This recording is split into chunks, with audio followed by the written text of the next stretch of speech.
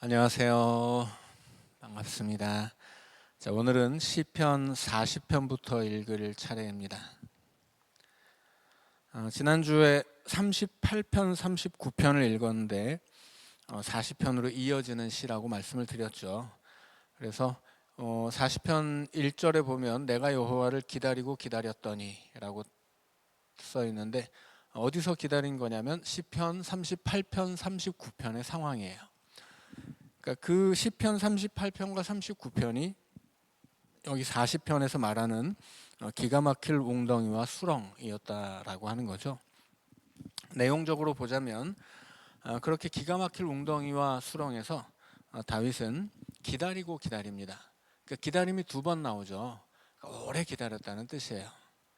그러니까 하나님이 금방 응답해 주시면 좋은데 하나님의 응답은 오래 걸렸습니다. 그러나 그동안에 하나님의 응답이 오래 걸린다고 포기하면 안 되는 거죠. 하나님의 응답을 기다리고 있어야 돼요. 자, 그리고 그렇게 기다리고 있으면 하나님은 귀를 기울이사 나의 부르짖음을 들으신다. 그리고 응답하신다 하는 이야기입니다. 그 응답이 그 웅덩이와 수렁에서 끌어올리시는 것이고 반석 위에 내 발을 두시는 것이죠. 두도록 그렇게 구원해 주시는 것입니다. 자, 그래서 전체적으로 시편 40편은 38편, 39편의 응답을 노래하는 시다라고 이제 생각하고 읽으면 되겠고요.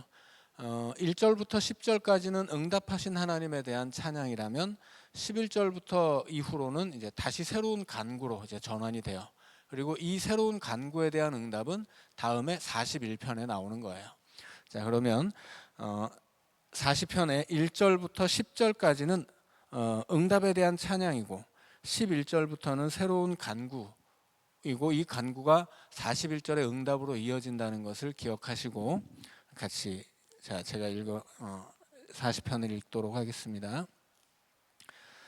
내가 여호와를 기다리고 기다렸더니 귀를 기울이사 나의 부르짖음을 들으셨도다. 나를 기가 막힐 웅덩이와 수렁에서 끌어올리시고 내 발을 반석 위에 두사 내 걸음을 견고하게 하셨도다. 새 노래 곧 우리 하나님께 올릴 찬송을 내 입에 두셨으니 많은 사람이 보고 두려워하여 여호와를 의지하리로다. 여호와를 의지하고 교만한 자와 거짓에 치우치는 자를 돌아보지 아니하는 자는 복이 있도다. 여호와 나의 하나님이여 주께서 행하신 기적이 많고 우리를 향하신 주의 생각도 많아 누구도 주와 견줄 수가 없나이다. 내가 널리 알려 말하고자 하나 너무 많아 그 수를 셀 수도 없나이다. 주께서 내 귀를 통하여 내게 들려주시기를 제사와 예물을 기뻐하지 아니하시며 번제와 속죄죄를 요구하지 아니하신다 하신지라. 그때 내가 말하기를 내가 왔나이다. 나를 가리켜 기록한 것이 두루마리 책에 있나이다. 나의 하나님이여 내가 주의 뜻 행하기를 즐기오니 주의 법이 나의 심중에 있나이다 하였나이다. 내가 많은 회중 가운데에서 의의 기쁜 소식을 전하였나이다. 여호와여 내가 내 입술을 닫지 아니할 줄을 주께서 아시나이다.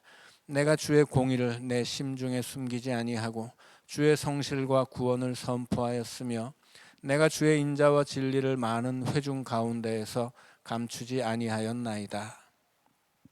여기까지가 앞선 시들에 대한 응답을 찬양하는 내용입니다. 3절에 보면 새 노래라는 말이 있죠. 새 노래는 새로 만든 노래가 아니에요. 새롭게 하는 이 새 노래는 그러니까 새 노래를 부르라고 하는데 뭐 맨날 새로운 노래를 만들어서 부를 수는 없잖아요. 여기서 새 노래는 새로운 은혜에 대한 응답으로 드리는 노래라는 뜻이에요. 찬양이라는 뜻입니다. 그래서 새 노래는 새로운 노래가 아니라 새로운 은혜에 대한 새로운 감사 또 그 새로운 감사를 담은 이제 찬양을 이야기하는 것입니다. 그래서 새 노래로 하나님을 찬양한다는 것은 하나님이 날마다 우리에게 새로운 은혜를 부어주신다고 하는 이야기예요. 자, 그 다음에 5절에 보면 기적이 나오죠. 주께서 행하신 기적. 그러면 우리는 기적 그러면 뭐 예를 들어서 적군이 쳐들어왔을 때 막 하나님이 우레를 발해가지고 막 물리치고 이런 걸 기적으로 생각할 수 있는데 이 시의 언어에서 그 기적은 그런 실제적인 기적이 아니고요. 하나님이 일으키시는 구원의 역사를 상징하는 언어가 기적이라는 단어예요. 그래서 하나님의 우리에게 베풀어지는 하나님의 구원의 역사는 그 모든 것이 이제 기적인 거죠. 그래서 여기서 시인은 자기 눈에 보이는 어떤 한 가지 사건, 그 사건에서 구체화된 기적 이런 걸 말하는 것이 아니고 하나님의 모든 은혜가 베풀어지는 사건들에서 그 은혜를 상징하는 말이 기적이라는 단어예요. 그래서 여기서 기적은 구체적인 기적이 아니라 하나님의 은혜의 사건을 상징하는 상징 언어다라고 생각하시면 됩니다. 자, 6절에 보면 제사와 예물을 기뻐하지 아니하시며 번제와 속죄제를 요구하지 아니하신다. 하나님의 말씀이죠. 근데 하나님은 제사와 예물, 번제와 속죄제를 받지 않아요. 그러면 뭘 드려야 돼요? 7절에 시인이 이렇게 이야기하죠. 그때는 뭐예요? 하나님이 난 이런 거 받지 않아 이렇게 말씀하셨을 때예요. 그때 시인이 뭐라고 말하냐면 내가 왔나이다. 그러니까 시인은 제물 대신 예배 대신 자기 자신을 드린다라고 하는 거예요. 자, 그런데 자기 자신을 드리는데 나를 가리켜 기록한 것이 두루마리 책에 있나이다 라고 하죠. 이 두루마리 책은 성경 여러 곳에 하나님이 자기 백성의 이름을 써놓은 두루마리가 있어요. 다니엘서에도 나오고 뭐 요한계시록에도 나오죠. 그러니까 유대인들은 이런 걸 이제 이런 이미지는 묵시적인 이미지거든요. 그러니까 이스라엘 역사 안에서 묵시의 전통은 계속 있었어요. 그런데 이 묵시가 두드러지게 나타난 것이 이제 포로기 이후이고 포로지에서 돌아온 이스라엘 백성들이 가나안에 다시 성전을 세운 이후로는 예언이 끝나요. 그리고 예언의 시대가 끝났을 때 그때부터 두드러지는 것이 묵시입니다. 그래서 다니엘서 같은 경우는 이제 이 신구약 중간사라고 하는 신약이 시작되기 400년 전에 거기 속해 있는 시대의 이야기거든요. 그래서 포로기 이후에 성전이 세워지고 성전이 세워진 이후에는 이제 묵시가 이 하나님이 주시는 말씀에 통로가 되는 거죠. 처음엔 율법이었고 율법을 어기니까 예언자들을 보내죠. 그래서 예언이 하나님의 말씀이 예언으로 선포돼요. 그리고 그 다음에는 종말의 심판을 떠올리게 하는 묵시로서 하나님의 말씀이 전파된다라고 하는 거죠. 그러나 그렇다고 해서 뭐 율법이나 예언이 없는 것은 아니에요. 율법이 제일 바탕이 되고 그 위에 예언이 얹힌다면 그 마지막 마무리가 이제 묵시라고 하는 거예요. 그래서 율법은 하나님이 말씀하신 말하자면 뭐 정언 명령 뭐 이런 거예요. 근데 이걸 듣지 않죠. 그러니까는 듣지 않는 사람들에게 들으라고 외치는 것이 예언이고, 그 다음에 안 듣는 백성들을 향해서 하나님이 심판을 하시는데 최후의 종말적인 사건으로 이 심판을 그림처럼 보여주는 방식이 이제 묵시예요. 그러니까 묵시라고 하는 것은 말하자면 이 어떤 문학의 장르예요. 그러니까 뭐 그러면 시인들이 시를 쓰면 일반적으로 우리가 쓰는 말과는 다른 거죠. 시에서 사용하는 언어가 있어요. 시적인 이미지가 있고 그래서 시적인 언어와 시적인 이미지, 시적인 이 문장 이런 것들은 다 다르잖아요. 다른 장르, 뭐 소설이나 논설문이나 이런 것과 전혀 다르죠. 그러니까 묵시도 그런 그 문학 장르의 하나예요. 그래서 오늘날 우리는 묵시를 사용하지 않기 때문에 이 묵시가 뭔지 잘 모르지만 시나 소설, 뭐 동화, 논설문 이렇게 글의 종류가 있듯이 묵시라는 글쓰기 방법이 있었어요. 이 묵시는 종말을 그릴 때 쓰는 글의 방식이에요. 근데 그 종말을 그릴 때 하나님이 이 세상을 심판하시는데 그 심판하시는 하나님의 손에 두루마리가 있는 거예요. 그 두루마리는 뭐냐면 누가 구원받을 놈인지 누가 심판받을 놈인지 적어놓은 두루마리인 거죠. 그래서 하나님의 두루마리에 내 이름이 있습니다. 이런 이야기는 내가 그렇게 하나님의 택하신 백성이고 종말에 하나님의 심판에서 구원받을 사람이다. 뭐 이런 이야기인 거죠. 그래서 짧지만 묵시적인 이미지를 가져와서 자신이 하나님의 백성이다라고 하는 것을 표현하는 거예요. 하나님의 백성이기 때문에 하나님이 구원하시는 거죠. 그래서 하나님이 제사와 예물, 번제와 속죄제를 요구하지 않을 때 이 시인은 나 자신을 드려요. 내가 왔나이다. 이렇게 고백하면서, 그리고 이어지는 이야기를 보면 이 시인은 뭐 자신의 모든 것을 바치겠지만 그 중에서도 특히 자기의 마음, 그리고 자기의 찬양을 이야기합니다. 자, 8절에 내가 주의 뜻을 행하기를 즐긴다. 주의 뜻을 행하는 그 마음, 주의 뜻을 행하고 싶은 그 의지는 어디에 있냐면 마음에 있는 거죠. 그래서 주의 법이 나의 심중에 있나이다 이렇게 이야기해요. 그러니까 이 시인의 마음에는 하나님의 마음이, 하나님의 뜻이라는 건 하나님의 마음이죠. 그 하나님의 마음이 시인의 마음에도 들어있는 거예요. 하나님의 마음을 담은 나의 마음을 하나님 앞에 드립니다 이렇게 고백하는 거죠. 그리고 9절에 보면 내가 의의 기쁜 소식을 전하겠습니다. 내 입술을 닫지 않겠습니다. 10절에서는 주의 성실과 구원을 선포하며 주의 인자와 진리를 회중 가운데서 감추지 아니하였나이다. 이게 뭐예요? 다 내가 하나님을 찬양했습니다 그런 이야기예요. 그래서 이 시인이 아무것도 받지 않겠다라고 말씀하시는 하나님 앞에 그 말씀을 하실 때 하나님 앞에 하나님 내가 나를 드리겠습니다. 뭐 이런 제사나 예물, 번제 속죄제 대신에 나를 드리겠습니다. 하나님의 마음이 담겨있는 나의 마음을 받아주세요. 하나님의 역사를 선포하고 자랑했던 나의 찬양을 받아주세요. 이제 그렇게 노래한 거예요. 자, 11절로 가면 이제 내용이 바뀌죠. 10절까지가 감사라면 11절부터는 간구입니다. 자, 그러니까는 시를 읽을 때 40편 시를 읽을 때는 10절을 읽은 다음에 한 템포 쉬어주는 게 좋겠습니다. 내용이 바뀌기 때문이죠. 자, 11절부터 읽습니다. 여호와여 주의 긍휼을 내게서 거두지 마시고 주의 인자와 진리로 나를 항상 보호하소서. 수많은 재앙이 나를 둘러싸고 나의 죄악이 나를 덮침으로 우러러볼 수도 없으며 죄가 나의 머리털보다 많음으로 내가 낙심하였음이니이다. 여호와여 은총을 베푸사 나를 구원하소서. 여호와여 속히 나를 도우소서. 내 생명을 찾아 멸하려 하는 자는 다 수치와 낭패를 당하게 하시며 나의 해를 기뻐하는 자는 다 물러가 욕을 당하게 하소서. 나를 향하여 하하하하 하며 조소하는 자들이 자기 수치로 말미암아 놀라게 하소서. 주를 찾는 자는 다 주 안에서 즐거워하고 기뻐하게 하시며 주의 구원을 사랑하는 자는 항상 말하기를 여호와는 위대하시다 하게 하소서. 나는 가난하고 궁핍하오나 주께서는 나를 생각하시오니 주는 나의 도움이시오 나를 건지시는 이시라. 나의 하나님이여 지체하지 마소서.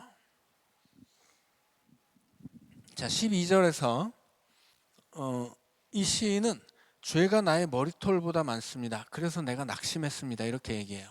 왜 낙심해요? 하나님은 의로운 자를 복 주시기 때문이에요. 그런데 내게는 죄가 많거든요. 그러니 낙심하는 거죠. 아, 내가 이렇게 힘든데 내 죄가 많으니 이거 하나님 앞에 복 받는 것은 영 틀렸구나. 이렇게 생각하는 거예요. 근데 이건 원칙이죠. 원칙을 넘어서는 하나님의 은혜가 있단 말이에요. 그 은혜는 뭐예요? 죄를 덮어버리는 은총이죠. 그래서 내게는 머리털보다 많은 죄가 있고 그래서 나는 하나님 앞에 복 받을 수 없는 사람이지만 여호와여 은총을 베푸사 나를 구원하소서. 내 죄악보다 강한 은총을 나에게 베풀어 주시옵소서. 그런 뜻이에요. 하나님의 은총은 우리의 죄악보다 강해요. 그래서 내가 죄인이지만 그 죄를 덮고도 남는 거죠. 이 시인이 바라는 것은 그 은총이에요. 어떤 뭐 내가 잘해서 받는 보상이 아니라 내가 잘해서 받는 어떤 대가가 아니라 내가 잘못해도 내가 부족해도 내가 모자라도 원칙을 넘어서는 하나님의 은혜를 이제 구하는 거죠. 그래서 내 생명을 찾아 멸하려는 자, 나의 해를 기뻐하는 자, 나를 조소하는 자, 한마디로 나의 원수들이죠. 대적들이고 그들이 많이 있지만 하나님이 나에게 은총을 베풀어 달라 이러는 거죠. 자, 이 시편 40편에서 13절부터 17절까지는 시편 70편과 일치하고 있는 내용이에요. 그러니까 시편이 한 편의 시가 그냥 한 편으로 끝나는 게 아니라 어떤 시에서는 그 한 부분을 인용해서 자기 시로 삼기도 해요. 그래서 이 말씀드린 것처럼 이 시편에 나오는 150편의 시들은 뭐 150편보다 훨씬 많은 신앙의 시들이 있었지만 그 중에서 엄선하고 편집한 거라고 말씀을 드렸죠. 그래서 이 시편이 말하고 싶은 내용을 전달하기 위해서 시편을 편집하고 배열하는데 그 과정에서 이 내용은 좀 저번에 나왔어도 이 이야기의 맥락에서는 이게 필요하다라고 그러면 띄어다가 또 붙이는 거예요. 그런 게 이제 편집인 거죠. 자, 그래서 시편 40편의 13절부터 17편은 시편 70편과 일치해요. 그리고 뭐 예를 들어서 뭐 시편 18편은 우리 사무엘 하에 나오는 다윗의 시와 똑같은 거죠. 뭐 틀리다고 해봐야 조사 한두 개 정도가 틀릴 뿐이에요. 자, 이 13절부터 17절은 70편과 비교하면 조사가 몇 개 틀리는 부분들이 나오는데 거의 뭐 내용 자체는 거의 그대로입니다. 자, 이 40편의 17절에서는 나는 가난하고 궁핍합니다 이렇게 이야기하죠. 그리고 하나님한테 뭐라고 요청하냐면 나의 하나님이여 지체하지 마소서. 빨리 도와달라는 것보다는 하나님에게 시간을 재촉하는 게 아니라 지금 나의 상황이 그만큼 급박하고 위중하다, 이제 그런 뜻이죠. 그래서 그런 뜻으로서 하나님께 지체하지 말아달라, 나를 빨리 구원해달라, 지금 내 인생의 문제가 보통이 아니다, 이제 그런 이야기예요. 앞에 나오는 내용과 뒤에 나오는 내용을 이해한다면, 연결해서 생각한다면, 앞에서 지금 응답받고 그 기가 막힐 웅덩이와 수렁에서 끌어올려진 상태잖아요. 그런데 뒤에서는 어떻게 돼요? 다시 그 구덩이에 들어가 있는 거예요. 그게 인생이죠. 사람의 인생에는 하나의 산만 있는 게 아니잖아요. 우리는 산 넘어 산, 첩첩산중이라고 하죠. 우리의 삶에는 하나의 산을 만나면 그것을 넘고 나면 또 넘어야 하는 또 다른 산이 있는 거예요. 그 산을 계속 넘어가는 것이 하나님 나라를 향한 인생의 길이죠. 그래서 시편 23편에서 다윗도 사망의 음침한 골짜기를 이야기해요. 하나님이 나의 목자이심에도 불구하고 하나님의 양떼들이 평탄한 길만 가는 게 아니에요. 푸른 초장도 가고 쉴만한 물가도 들리지만 그 하나님이 인도하시는 그 길에서도 우리는 사망의 음침한 골짜기를 통과해야 되는 거죠. 뭐 이스라엘 백성들도 그랬죠. 출애굽을 했어요. 바로를 힘으로 찍어 눌렀죠. 하나님이. 바로가 항복하고 애굽에서 이제 해방됐습니다. 그게 끝이 아니죠. 홍해를 만나요. 홍해를 건너서는 막 너무 기뻐하고 감사하고 막 찬양을 올렸는데 아말렉을 만나요. 아말렉을 만나고 또 거기서 승리하고 또 감사하는데 막 목이 말라요. 배가 고파요.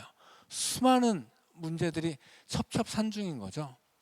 그러니까 우리는 하나의 산을 넘었다고 안심할 수는 없는 거예요. 또 다른 산이 기다리고 있기 때문에. 그래서 기가 막힐 웅덩이와 수렁에서 한 번 건져졌지만 그것으로 내 인생이 평안해진 것은 아니라고 하는 거죠. 우리는 또 다른 문제를 만나게 돼요. 그러면 또 간구해야 되는 거죠. 또 간구하고 시인이 노래했던 것처럼 기다리고 기다려야 돼요. 하나님이 응답하실 때까지. 그리고 기다리고 기다리면서 시인이 이렇게 고백하는 거예요. 나는 가난하고 궁핍하니까 하나님 지체하지 말아주세요. 이 이야기는 41편으로 이어집니다. 지금 시편 40편의 마지막 구절에서 시인은 나는 가난하고 궁핍하죠. 41편으로 가면 가난한 자를 보살피는 자에게 복이 있으며 이렇게 노래합니다. 그러니까 지금 40편 마지막에서 인생의 새로운 문제를 만난 시인이 하나님 앞에 호소해요. 나 가난한데요, 하나님. 가난이라고 하는 건 단순히 경제적인 가난만을 이야기하는 게 아니죠. 내 인생에 부족한 것, 모자란 것, 그 모든 것을 통틀어서 가난이라는 말이 그걸 상징하는 거예요. 이 시인이 당한 고통과 고난, 삶에 주어진 문제, 짊어져야 할 무거운 인생의 짐, 이런 모든 것들이 다 가난이라는 말에 들어가 있는 거죠. 그 문제를 하나님 앞에 맡기고 하나님 나를 도와주세요 한 거예요. 그런데 어떤 사람을 하나님이 도와주세요?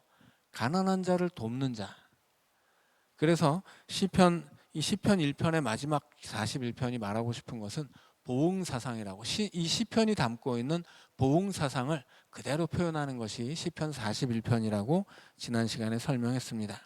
하나님은 가난한 자를 보살피는 자에게 복을 주세요. 가난한 자를 보살핀다는 것은 단순히 구제 사업을 하는 사람을 뜻하는 게 아니죠. 가난한 자를 보살피는 자가 누구예요? 하나님이에요. 하나님. 이 시편에서 하나님의 백성들은 항상 하나님의 도움을 구하지 자기가 가지고 있는 재물이라던가 자기가 소유한 군대라던가 자기가 아는 사람이라던가 이런 걸 의지하지 않습니다. 그런 것들은 나를 도울 수 없어요. 누가 도와요? 하나님만 돕는 거예요, 나를. 왜냐하면 하나님이 나의 하나님이기 때문이죠. 그런데 가난한 자를 보살피는 자는 누구예요? 하나님의 마음으로 하나님의 뜻을 쫓아 하나님이 원하시는 일을 하는 하나님의 백성이에요. 그것을 한마디로 말하면 의로운 삶이라고 말하는 거죠. 하나님의 뜻을 따라서 하나님 백성들이 선하게 살아갈 때 하나님을 닮은 마음으로 모습으로 하나님의 뜻을 행하며 사는 사람들에게 하나님이 복을 주신다 하는 것입니다. 그래서 시편 40편에서 마지막에 내가 가난해요. 그래서 하나님의 도움을 구해. 하나님은 누구를 도와요? 가난한 자를 돕는 자. 예수님도 두드려라, 찾아라, 구하라 뭐 이런 말씀을 하시잖아요. 거기서 끝나지 않거든요. 그 산상수훈의 말씀 결론은 뭐냐면 네가 받고 싶은 대로 주어라 이렇게 말씀하세요. 그러니까 네가 구하라, 찾으라, 두드려라 이런 말씀은 거기서만 끝나는 게 아니에요. 네가 찾으면 내가 줄게, 찾게 할게, 네가 구하면 내가 줄게, 두드리면 열어줄게. 거기서 끝나는 말씀이 아니에요. 네가 구하고 찾고 두드렸어? 그러면 네 눈앞에 구하고 찾고 두드리는 자가 있으면 너도 그에게 줘. 그 얘기가 결론이거든요. 그러니까 이 산상수훈에서 예수님의 말씀은 너 걱정하지 마, 다 줄 거야 이런 말이 아니에요. 네가 그렇게 많은 것을 하나님께 받고 싶잖아. 그러니까 너도 주는 사람이 되어야지. 네가 받고 싶은 만큼 너도 주어야 돼. 이게 예수님이 가르치신 교훈이거든요. 근데 우리는 집에다가 족자 걸어놓을 때는 두드리면 열릴 것이다까지만 딱 적어놓고 나도 그렇게 해야 한다는 것은 까맣게 잊어버리고 살기가 쉽거든요. 이 시편이 말하는 것이 바로 그런 거예요. 예수님이 말씀하신 것처럼 네가 그렇게 도움이 간절해? 그러면 너도 도왔어야지. 너도 불쌍한 사람이지만 세상에 불쌍한 게 너 혼자야? 네 옆에도 많잖아. 너는 뭐 했어? 하나님의 백성으로서. 이런 얘기를 해주시는 거예요. 그래서 누가 하나님 앞에 복을 받는 사람이냐? 하나님이 나를 도우시는 것처럼 나도 그 은혜를 받았으니 그 은혜를 가지고 남을 도울 때 그렇게 하나님이 돕는 자들을 도우신다. 그게 뭐예요? 그게 보응사상이에요. 선한 일을 하면 선한 열매를 거두고 악한 일을 하면 악한 열매를 거두는 거예요. 그래서 다윗이 41편의 10절에서 원하는 것은 내가 그들에게 보응하게 하소서 이거죠. 다윗은 자기의 원수들이 이런 짓을 한다 고발해요. 그런데 하나님 그냥 무작정 내 편이 되어 주셔서 복수해 주세요 이런 얘기를 하는 게 아니에요. 보응해 주세요. 나의 선, 적들의 악 여기에 대해서 보응해 달라는 거예요. 그러니까 내가 악한 삶을 살았으면 하나님께 무조건 내 편을 되어달라고 말할 수 없는 거죠. 내가 내 마음대로 살면서 하나님 그래도 나는 무조건 도와야 돼요 이렇게 얘기하는 건 어리석은 일이에요. 지난주에도 말씀드렸지만 하나님 내가 돈이 없는데 내일은 은행을 털러 가야 되겠습니다. 내 편이 돼서 나를 지켜주세요. 이런 기도는 헛된 기도죠. 그 보응이라고 하는 건 뭐예요? 악한 것을 심으면 악한 것을 거두는 거예요. 그래서 하나님의 은혜는 뭐예요? 우리로 하여금 선한 것을 심게 하는 거예요. 그래서 내가 은행 털러 가면 하나님이 내 다리 몽둥이를 부러뜨려 주셔야 돼요. 그것이 하나님의 은혜입니다. 그래야 우리가 악한 씨앗을 심지 않으니까. 그래서 시편 1편의 마지막 시는 이 시편 전체가 담고 있는 보응의 사상을 결론적으로 다시 한번 되새기게 했고요.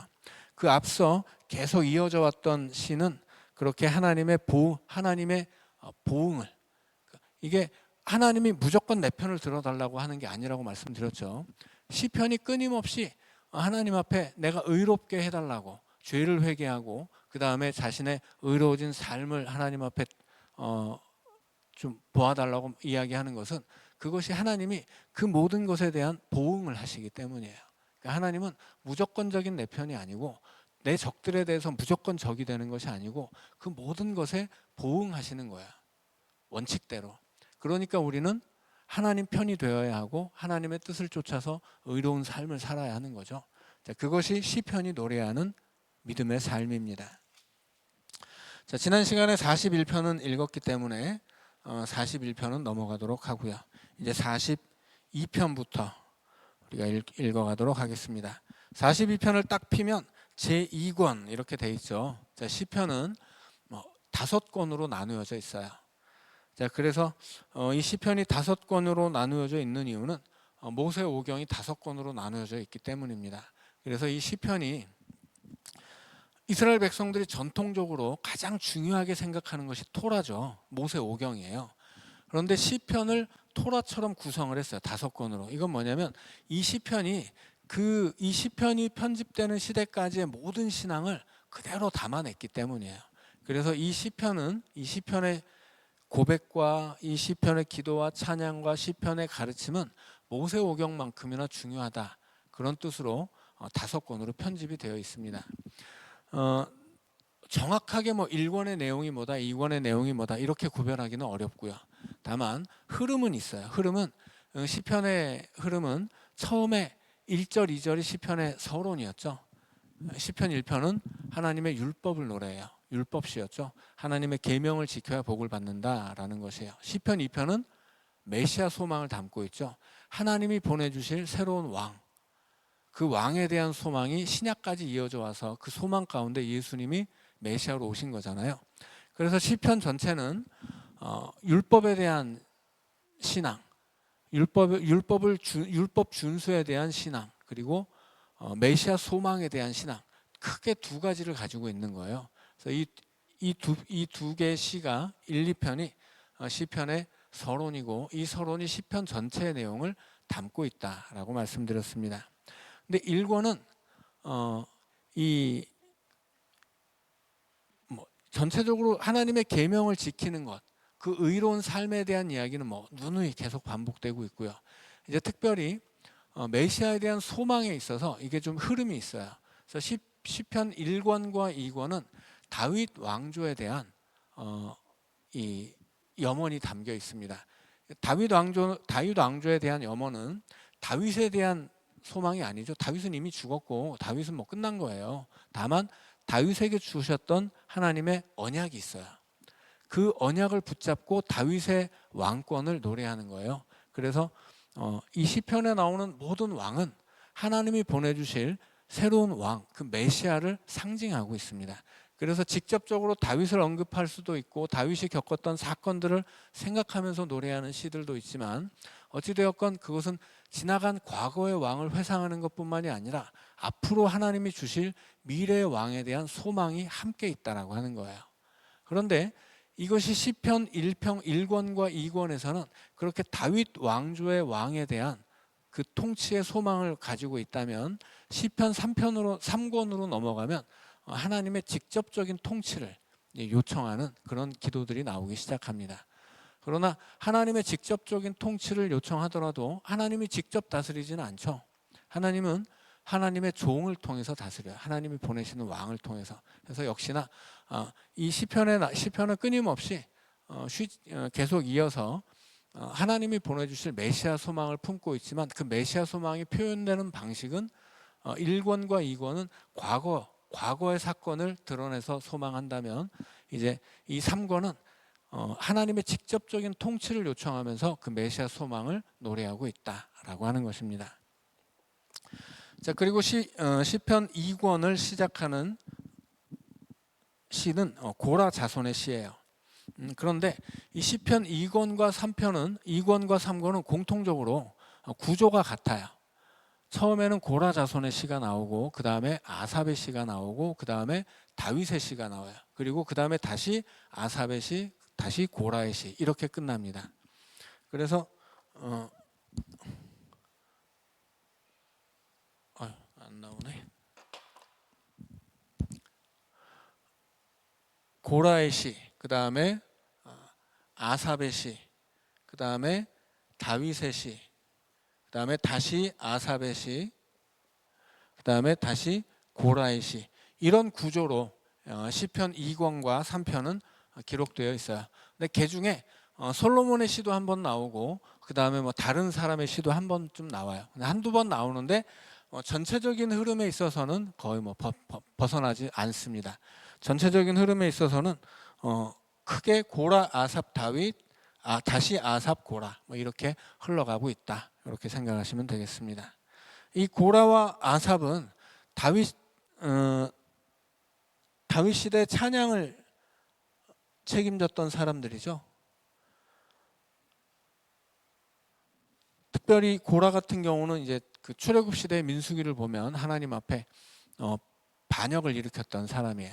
그래서 이 모세와 아론의 이 지도력의 이 반기를 들고 니네만 왜 지도하냐? 왜 니네만 그렇게 이스라엘을 이끌고 지도하려고 하냐? 뭐 니네가 하는 거 우리는 못하냐? 이런 소리를 하다가 이제 하나님이 하나님이 징계해가지고 땅이 그들을 삼켜버리죠. 그러니까 산채로 스올에 들어가는 저주를 받습니다. 그 고라의 자손들이 그때 다 죽지 않고 살아남아서 이제 나중에는 하나님을 찬양하는 찬양 사역자들이 된 거예요. 자, 그래서 시편 41편 1권까지를 읽었고요. 이제 한 3분 쉬었다가 이제 시편 2권을 시작하도록 하겠습니다.